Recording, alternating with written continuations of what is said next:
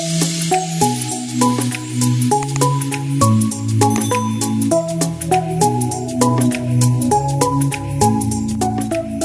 semua, selamat datang kembali di perkuliahan daring akuntansi bersama saya, Nilam Kemala. Gimana sejauh ini kuliah daringnya? Masih semangat kan? Yuk, harus semangat dong, jangan kasih kendor. Pada pertemuan kita kali ini, kita akan mempelajari siklus akuntansi episode ketiga. Masih jauh dari setengahnya, tapi tetap semangat. Pertemuan kali ini kita masuk ke step kelima, yaitu membuat ayat jurnal penyesuaian. Sehingga capaian pembelajaran kita pada pertemuan kali ini adalah teman-teman diharapkan dapat melakukan penyesuaian dalam siklus akuntansi usaha jasa. Tanpa berlama-lama, yuk kita mulai aja. Oke, ready, let's go! Sebelumnya, saya akan bahas dulu periode dalam akuntansi. Jadi, dalam akuntansi itu biasanya pelaporan keuangan dibagi menjadi 3 jenis, yaitu pelaporan secara bulanan, kuartalan atau per 3 bulan, dan tahunan. Untuk periode pelaporan keuangan secara bulanan dan kuarter disebut periode interim. Biasanya, perusahaan-perusahaan besar harus mempersiapkan laporan keuangan kuarter dan tahunan. Kenapa? Soalnya transaksi-transaksi yang terjadi di perusahaan besar berkali-kali lipat lebih banyak dari perusahaan kecil. Sekalian untuk mempermudah proses auditnya. Audit itu apa ya? Audit itu kalau dalam perusahaan berupa pemeriksaan laporan keuangan. Dalam pelaporan keuangan juga dikenal kalender fiskal. Kalender fiskal ini maksudnya pokoknya periodenya harus setahun, terserah deh mau mulai dari bulan apa. Gak harus dari 1 Januari sampai 31 Desember. Mulai dari 1 Maret sampai 28 Februari juga boleh kok. Sedangkan kalender Masehi yang biasa kita gunakan periodenya pakai 1 Januari sampai 31 Desember. Biasanya sih perusahaan menggunakan periode kalender Masehi ini. Dalam akuntansi ada juga yang namanya cash dan accrual basis. Ini adalah basis pencatatan kita. Yang teman-teman lakukan selama ini adalah basis akrual. Yuk kita lihat bedanya. Dalam cash basis, pendapatan diakui ketika kas diterima, sedangkan biaya diakui ketika kas sudah dibayarkan. Nah, cash basis ini tidak sesuai dengan prinsip akuntansi berterima umum. Sedangkan pada accrual basis, pendapatan diakui ketika transaksi sudah terjadi alias bukan saat kas diterima. Sedangkan biaya diakui ketika terjadi, bukan saat dibayarkan.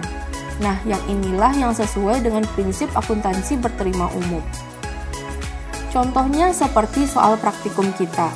Seringkali perusahaan itu memberikan faktur atau invoice ke pelanggannya untuk transaksi yang dilakukan. Dengan memberikan invoice atau faktur, berarti perusahaan sudah bisa mengakui pendapatannya. Hal itu merupakan contoh dari accrual basis. Kalau perusahaan itu pakai cash basis, dia nggak perlu mengeluarkan faktur atau invoice karena dia hanya bisa mengakui saat uang hasil dari pendapatannya diterima. Nah, mungkin ada teman-teman yang bertanya, terus hubungan periode akuntansi, basis pencatatan akuntansi dengan materi yang akan kita bahas ini apa? Jadi, periode dan basis akuntansi itu akan membantu kita untuk memastikan bahwa pengakuan pendapatan dan biaya sesuai dengan prinsip akuntansi berterima umum. Kemudian, mengingatkan kita kepada transaksi-transaksi yang sudah dan akan terjadi karena neraca saldo atau trial balance itu tidak memberikan info up to date dan tidak lengkap. Terus, materi yang akan kita pelajari ini yaitu penyesuaian sangat dibutuhkan ketika setiap kali perusahaan harus mempersiapkan laporan keuangan. Dan setiap akun yang disesuaikan akan mempengaruhi satu akun di neraca dan satu akun di laporan laba rugi. Penasaran kan sama transaksi yang harus disesuaikan? Yuk kita bahas. Jenis-jenis penyesuaian digolongkan ke 4 jenis, yaitu biaya dibayar di muka atau prepaid expense, pendapatan diterima di muka atau unearned revenue, accrued revenue, dan accrued expense. Accrued di sini maksudnya masih harus diterima atau dibayar. Karena agak aneh penggunaan bahasa Indonesianya, saya tetap pakai istilah accrued revenue dan accrued expense ya. Yang pertama kita bahas biaya dibayar di muka dulu. Transaksi pada biaya dibayar di muka terjadi karena kas dibayarkan di awal untuk membayarkan biaya. Ayat jurnalnya kalau ketemu transaksi ini adalah biaya dibayar di muka pada kas. Terus, kenapa sih perlu penyesuaian? Soalnya, penyesuaian ini dibutuhkan untuk mengupdate akun biaya dibayar di muka. Kok butuh diupdate sih? Soalnya, biaya tersebut sudah dikonsumsi tapi belum dicatat transaksinya. Sehingga, kalau kita membuat ayat jurnalnya adalah biaya pada biaya dibayar di muka. Contoh transaksi yang dibutuhkan penyesuaiannya untuk biaya dibayar di muka adalah peralatan, asuransi dibayar di muka, dan aset tetap. Di sini, aset tetap yang akan saya bahas adalah perlengkapan. Kita masuk ke contoh pertama, yaitu peralatan. Seperti yang kita lihat pada neraca saldo tadi, saldo peralatan adalah Rp2.000. Nah, asumsikanlah pada tanggal 31 Desember, jumlah peralatan yang tersedia hanya 760. Loh, kok bisa? Yang lain pada kemana? Nah, itulah yang harus kita sesuaikan, karena yang lain sudah pasti kita pakai. Jumlah peralatan yang kita gunakan sebesar 1.240 yang diperoleh dari 2.000 dikurang 760.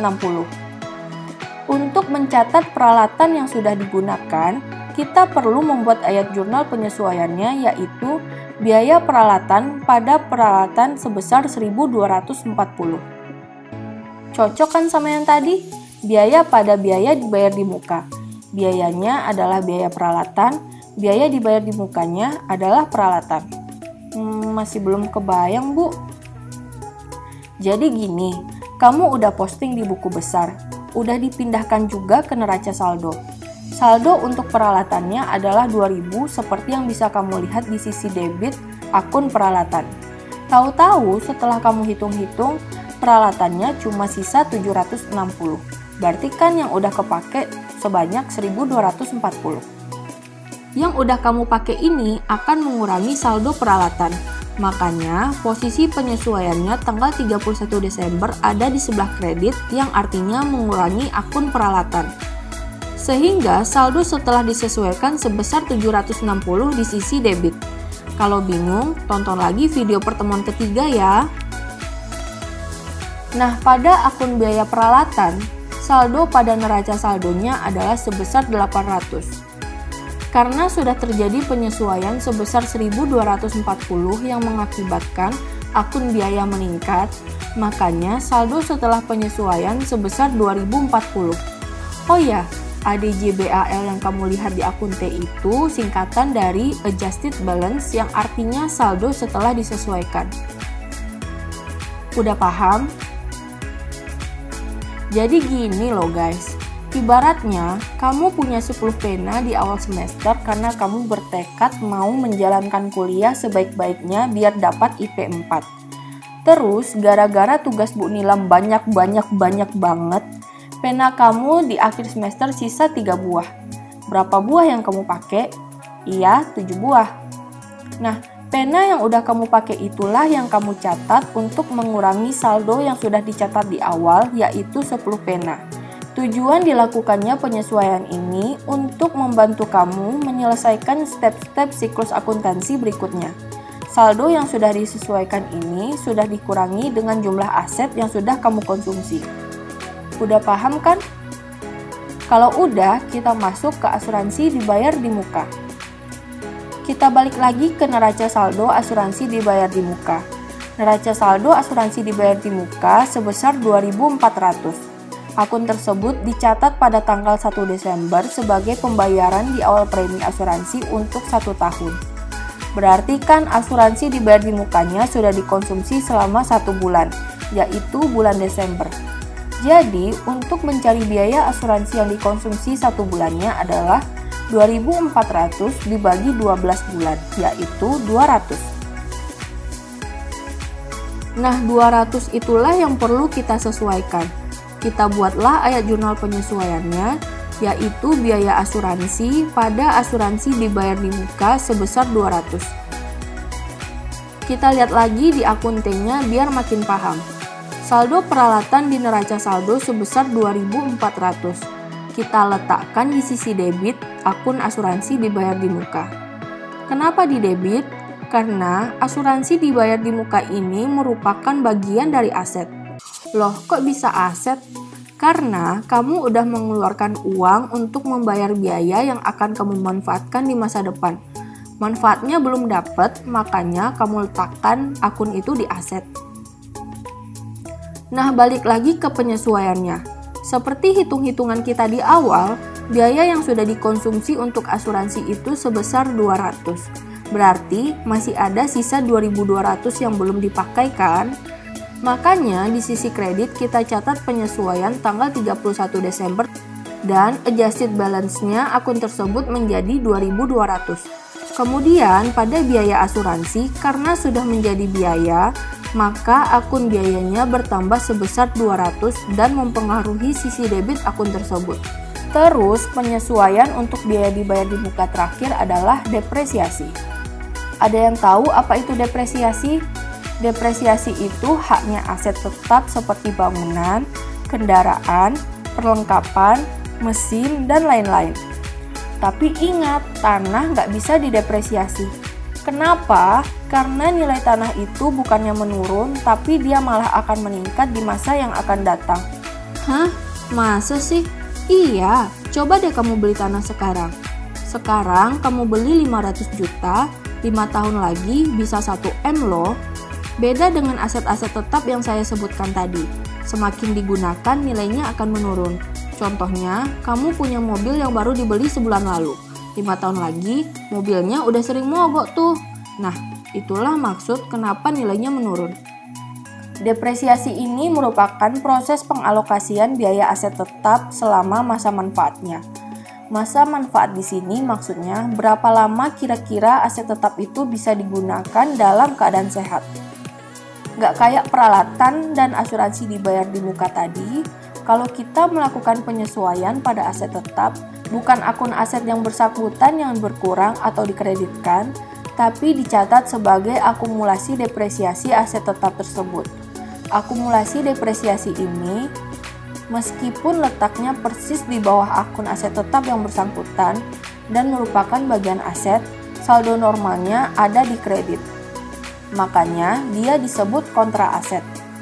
Ini contoh-contoh akun aset tetap dan akumulasi depresiasi masing-masing akun aset tetap. Terus, kalau kalian lihat di laporan keuangan, misalnya untuk akun akumulasi depresiasi bangunan, dia akan berada persis di bawah akun aset tetap bangunan seperti yang bisa teman-teman lihat di layar, dan sifatnya mengurangi nilai bangunan tersebut. Kita balik lagi ke penyesuaiannya.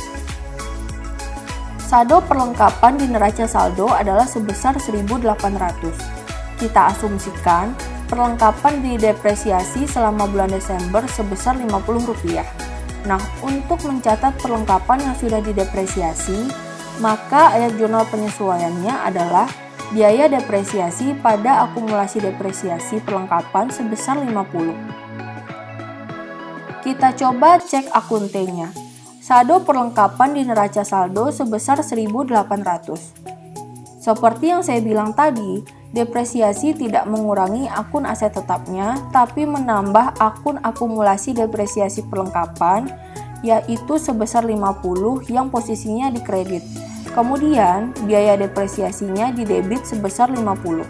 Nah, untuk penyesuaian biaya dibayar di muka atau prepaid expense, ada beberapa hal yang harus kamu perhatikan. Silahkan catat ya yang di layar, ini kunci keramatnya.